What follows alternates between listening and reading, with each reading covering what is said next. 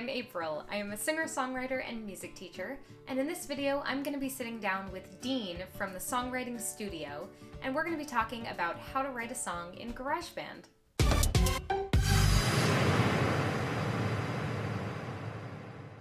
Dean's YouTube channel is all about empowering you to be able to write and record your own songs from home. So I thought it would be really fun to have him join us here. For those of you who don't know, I am totally incapable of recording songs by myself. I need other people to help me with it. So today, Dean is going to teach me all of his magic tricks and teach me all about how to use GarageBand for my songwriting. So make sure you go check out his channel, it is so cool, and actually we just did a video together there as well. So if you are interested in learning about outlining for songwriting, that's a good place to go. Hi, welcome to the channel. Hey, howdy, thanks for having me, I appreciate it. Yeah, of course. So today we're gonna talk a little bit about recording for songwriters. So I personally am so deeply afraid of this and have been like my entire life. I feel like recording has always been something that I've found really intimidating. So I'm very excited to talk to you about this today. And I guess just maybe give us a little bit of insight as to how you kind of got started with this. Did you find this as petrifying as I did up front? Yeah. And how did you kind of get into recording? Yeah, absolutely. So I love to share the story because I love songwriting. I'm truly a songwriter. I'm always coming up with ideas on my guitar and voice or piano and voice. But when it came to recording those ideas, I'm not techie. I'm intimidated by all of that stuff. And so I didn't even know where to start. So just all that to say, I'm not like some techie guy who just gets down and is all excited about, turning knobs and buttons and stuff.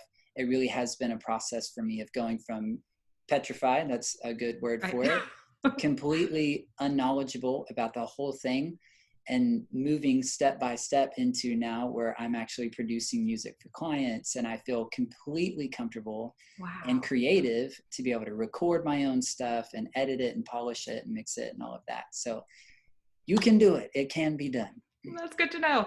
So if you are totally inept like I am, how would you go about getting started? Like, what do you think a good first step would be? Yeah.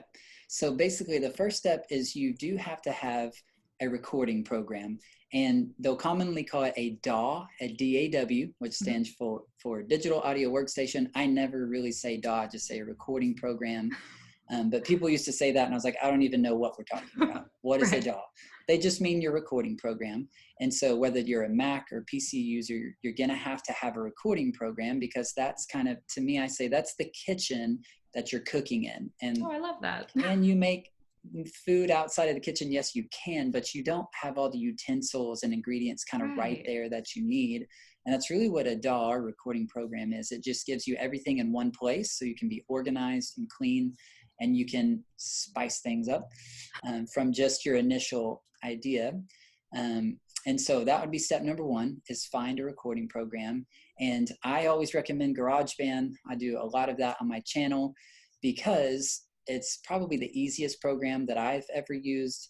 And then B, it's free and tons of people have it. So the only caveat to that is if you're a PC user, it's not available for PC users. And so people get like really feisty about that, but that's just kind of the way it is. There's certain things that work for Mac that don't work on PC and vice versa. And so there are alternatives to it, and I actually have a video called GarageBand Alternatives for PC Users on my channel. I will link that in the description also. Cool. So that would be step number one, is you need to find a program that works for your computer, whatever system you're doing. And then it would be getting started in it. And I can show you, some of the things of ways we can get started in there. All right, so this is the main work window of GarageBand, and it's going to simply ask you, what is the first thing that you want to record here within the program? And so if you've been sitting at the piano writing a song, or especially if you've been sitting at guitar writing a song, you're probably going to choose this microphone button. So you can double click it, and now it adds our first track into the program. And so we can double click on this and rename it. You can even put a different icon on it, which you don't have to go that far with it. But a couple buttons to note here is this is your monitor button. So if you want to hear yourself recording, then keep this on. And if not, then you can turn it off. And then really it's pretty straightforward as far as some of the main things. You can obviously hit your record button to stop, or excuse me, to start recording. You can hit your space bar to stop. This button over here is your metronome on and off if you want to hear your metronome actually while you record, which is really helpful. And then if you want to change the pace of your song, you would do that up here in the tempo window. And so kind of take it one bite at a time. I know I'm going fast, but as you do this stuff, you know, you'll hit record, you'll have a voice here. My suggestion is always give each thing that you're recording or each thing that you're playing or singing its own track. Meaning if this is going to be my voice, then I'm going to add a new track using this plus button right here. And then I get to choose again. All right, what am I doing? And let's say, oh, I have a background vocal or a harmony. So I'll just put that here and you can stack up as many of those as you want. And then if I have a guitar, then I'm going to do the same thing. And basically, these two, here's your options for your guitar. Do you want to record it with a microphone that you have plugged in? Then you would use your microphone.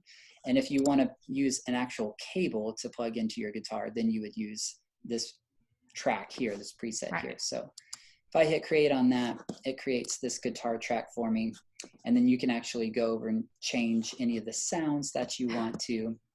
It's chicken picking. Yeah, there's some funny names in there. The mystery chorus, whatever that is. I love that. And then what I want to do is I want to hit this plus button again and talk about these last two options. And so this one is called software instruments, or also known as MIDI instruments, which simply means that it's some instrument that they've recorded off over here and they've made it available to you to record in a digital format. So either using your typing keyboard, or an on-screen piano, or even a MIDI controller. I'm pointing to a MIDI controller over here that you cannot see, that's plugged into my computer. So if I create this track, what I want to show you is that it's not just a keyboard or a piano sound. It's actually a huge library of practically any sound you can think of. There's bass guitars, there are drum kits, there's like electronic drum kits for pop and EDM stuff. There's orchestral things like strings. There's all kinds of synthesizers, like really cool pads and that kind of thing. So if I can play on. Hear that? Yes. Yeah. So there's just lots of really, really cool stuff. And so whenever I click on these, what's happening is I can now control this using my MIDI controller, or if you don't have one of those, you can use your typing keyboard by hitting Command K. That brings up this little thing called the musical typing feature. And so let's see, let's go to piano. And so now I can actually control and play and record any of these different instruments using my typing keyboard, which I just think that's the coolest feature there ever was. That is so convenient. It's very convenient. And I've actually produced songs like for clients because I was on my laptop or something away. My typing keyboard. Oh my gosh. I wish this is something I knew about earlier. This is amazing. Yes. So that is Command what was the command? K. Command K brings it up or brings it down. And this little button here switches back and forth between the piano and the typing keyboard. I don't think this is helpful because you can only hit one note at a time. You have to do it with your mouse. So if you wanted to play chords, you could literally play A, D, and G, and you'd be playing a C chord. That's so cool. Yes.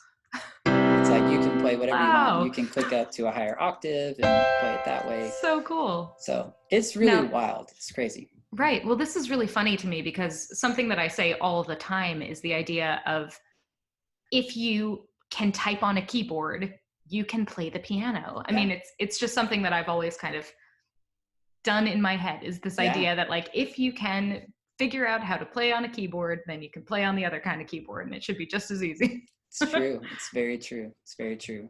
So if I bring that down, I think you start to get the picture that I can record my voice. I can record my guitar. I can record any and every instrument that you can really think of. I can record myself playing piano. But if I want to add drums, if I want to add bass, if I want to add any of that, again, it's all controlled through the typing keyboard on any of those instruments. And so you can start to kind of build around your initial song idea. And that's what's exciting for me, is because I think sometimes people they view recording as like, I don't know, non-musical or something like that, or non-creative. Right. Where for me, I view recording as this further extension of myself as a songwriter. It's like, I just went from using a shovel to dig to now I have a bulldozer, and I can really move a lot of things and carry my vision out even further. And so I get very excited about that. So I'll pause with that. But before I do that, I want to show one last thing, and that is called the loops button. And so if you look at this here, this is called the loops menu or loops library. And what it is just a giant library of all these different kinds of sounds. And they're paired off into different things. You can look by instrument. If you say, well, I don't even play the piano, well, you can come in here and just start grabbing these really cool loops that you can add into your stuff. Or maybe you don't want piano, maybe you want, maybe you're going for a pop sound and you want synthesizers, which is where I'm losing it right there. So you can come in here. I like that. So, I mean, I just picked a random one. There's some actually really, really cool ones in here. And I use a lot of these for background music, actually, for my YouTube channel. Cool. And they're all royalty free. You can use them in your songs. You'll never get called out for it. You can even sell your music using these loops in it. You just can't sell the loops themselves.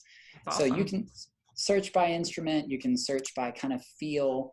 And again, it's just another tool that you can use to go, okay, well, I like this beat for the drums. Well, I'm just going to drag it into its own track. And now that's my drum beat. I would probably never pick that one, but it's just, all you have to do is drag and drop it in. And now the sky's the limit on what you can do to record your own stuff. So that's a little nutshell version of how to use the program. Well, that is so cool. That was already a lot of information that I personally just didn't even realize about this program. So that is very, very cool. Awesome.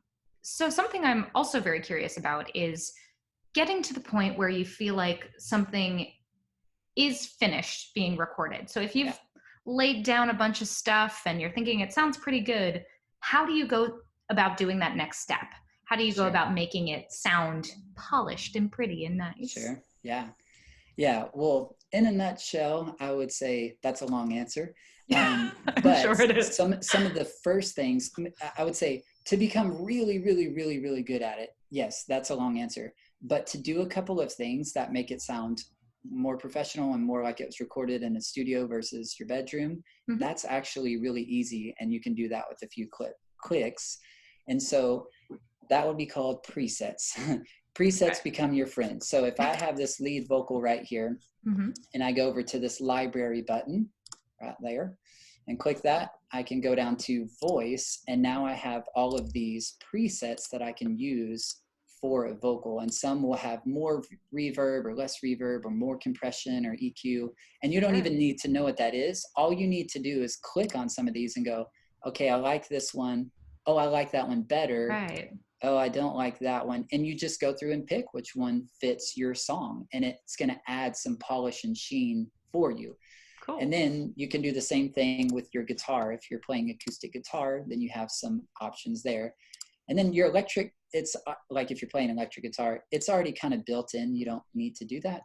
And the same thing with these MIDI instruments. They're already processed, so you don't really need to do anything to polish them unless you want some specific sound. So the main one is just kind of using a preset for your voice and maybe your acoustic guitar. And then lastly, once you're all done with that and you're ready to export it, you would go up to share and hit export song to disk. Give it a second. Obviously, you can name your song. You can put it in a folder, which I recommend a very specific name. Put it in a specific folder. Don't lose it. Put them everywhere, because you'll get song 39 and you're like, I have no idea what song 39 is. Oh gosh, yeah. And so there's two main file types. And I know this is a little techie, but it's just bear with me. It'll help you. One's an MP3. That's just like a Mm-hmm. small, quick export that you can send over to your friends. It's not hard. But if you're like, I'm all done, I'm ready to like send it out to the world, send it to have it mastered, something like that, then you would click WAV file, which is an uncompressed file format. So it makes a much bigger Okay. file size, but it's a little cleaner quality. And then you just hit export and that's it. You're ready to go. So cool. Awesome. Thank you so much for showing us all of that. Yeah. And thank you so much for being on the channel. Where can everybody find you? Yeah, totally. So really the Songwriting Studio YouTube channel is the best place to find me. And I have some resources there. I actually have one called the GarageBand Bootcamp for beginners, and it goes Awesome. through this in more detail. And you can kind of hit pause as you go along and Mm-hmm. follow along. And so it's lots of resources like that. Also how to connect recording gear into GarageBand. The best Awesome. recording gear for a home studio person, I have that on there. So yeah, just check out the Songwriting Studio YouTube channel pretty much. Wonderful. Thank you again so much for joining us. Yeah, totally. Thank you for having me. I hope you enjoyed this video. If you did, be sure to leave a like. Let us know what you thought in the comments below. Go check out Dean's channel and make sure to subscribe and ring that little bell to be notified the next time I post.